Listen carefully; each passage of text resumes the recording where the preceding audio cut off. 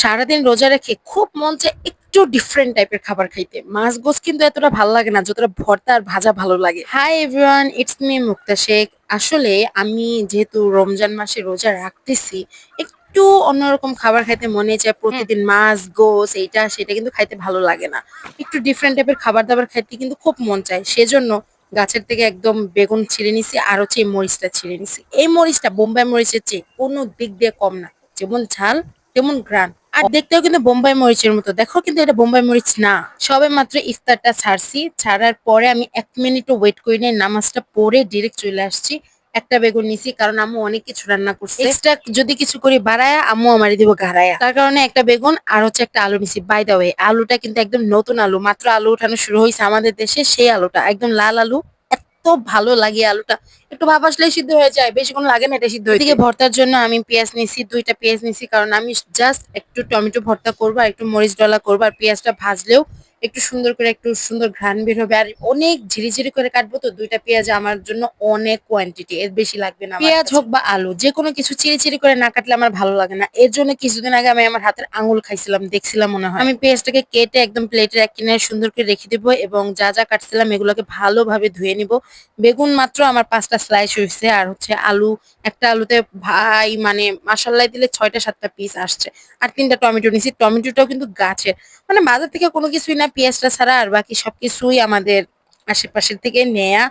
ধইনা পাতাটাও বিল থেকেই নেওয়া। সুন্দর করে চিরি, চিরি করে কাটছি। কাইটা সাইরা একটু একটু দেখাই তোমাদেরকে একটু শো করি আরকি। একটু ঢং টং না করলে তো হয় না। এখন প্যানে তেল গরম করে দিব। গরম করে দেয়ার পাশাপাশি আমি এইদিকে বেগুনটা এবং আলুটা সুন্দর করে হলুদ, মরিচের লবণ এগুলো এভরিথিং মানে হলুদ মরিচের গুঁড়া, লবণ দিয়ে এটাকে সুন্দর করে মেখে নিব। যেহেতু ক্যামেরা এবং লাইটটা আমার হাতে ছিল, আম্মুকে দিছি একটু মাইখা দিতে। আম্মু তাও বকা দিছে। আমারে অনেক বকা খাইছি যে, "এগুলা যদি করতে হয় তাহলে এত কিছু আমার দিয়ে রান্না করাইলি কেন? তুই রান্না করতে পারতি। আমার কিসের জন্য এত জ্বালাস তোরা?" ব্লা, ব্লা, ব্লা। ভাই মারা সবসময় একটু বকে। কিচ্ছু করার নাই। বইকা সাইরা তাও এটা বানাইছি। খাইতে হইব তো। মাখামাখি শেষ। এবার তেলের মধ্যে দিয়ে দিব। আমার না তেলের মধ্যে একটা কিছু সাউন্ড করবেন, দিলে যে একটা কথা ফুস করে একটা এই শব্দ সাউন্ডটা হয়, নিয়ে এটা আমার খুব ভাল লাগে। আমি এটা খুব এনজয় করি। আমার খুব ভাল লাগে। তো এর পাশাপাশি আলু আর হচ্ছে বেগুন একসাথে দিয়ে একদম ঢাইকা দিছি। যাতে এটা তাড়াতাড়ি সিদ্ধ হয়ে যায়। অল্প একটু তেল নিছি ভাই। আমার আম্মু বলতেছে, "এত তেল দিয়ে ভাজতে হইব না।" মানে আম্মু একটু আরকি রুড ছিল আমার প্রতি। মানে রান্না করে খাইতেছি এতে সমস্যা নাই। কিছু খাইতে মন চাইলে আম্মু বলে, "রান্না করে খা। কিন্তু জ্বালাস কেন?" সো ভাজা শেষ। ভাজা শেষে আমি নামায় ফেলছি। এদিকে টমেটোটা দিয়ে দিছি।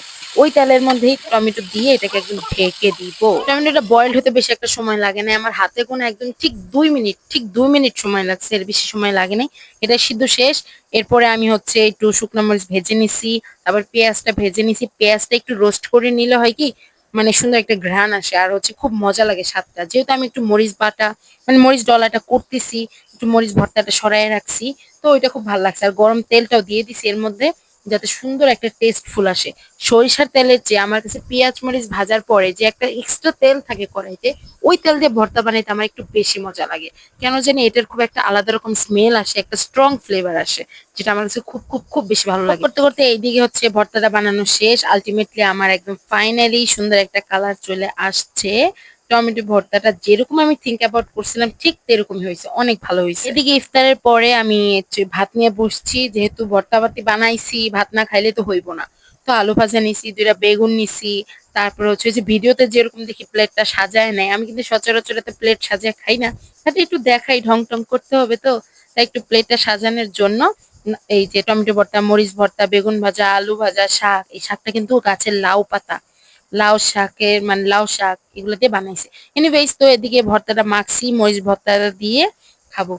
ওই মুখে দেওয়ার পরে এত মজা লাগছে বলার মতো না। আর মরিচটা যখন খাইছি মাথার মধ্যে টং করে একটা শব্দ হইছে। এত ঝাল ছিল মরিচটা। টমেটো ভর্তা টেস্ট করব এত কষ্ট করে বানাইছি, মাখতেছি। এত সুন্দর ঘ্রাণ বের হইছিল। আম্মু আমার সাথে খাইতে বসছে। এত বকাবকির পরে যখন এটা খাইছি ভাই আমি জাস্ট মেল্ট হয়ে গলে গেছি। এত মজা লাগছে। হুদাই এত ঢং করে লাভ নাই। বাট সত্য কথা অনেক মজা লাগছে। আর এই মরিচটা যেমন ঝাল তেমন গ্রান্ডফুল। অনেক ভাল লাগছে।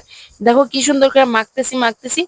মাখতে, মাখতে একটা সুন্দর একটা কালার আসছে। এখন বেগুন ভাজাটা ট্রাই করব। বেগুন ভাজাটাকে সুন্দর করে মেখে একটু আলু নিয়ে আলুটাকে ভেঙে ভাতের সাথে লোকমা বানিয়ে যখন মুখে দিবা বা দিব জাস্ট এটার মতো সুখ মাংসতেও নাই।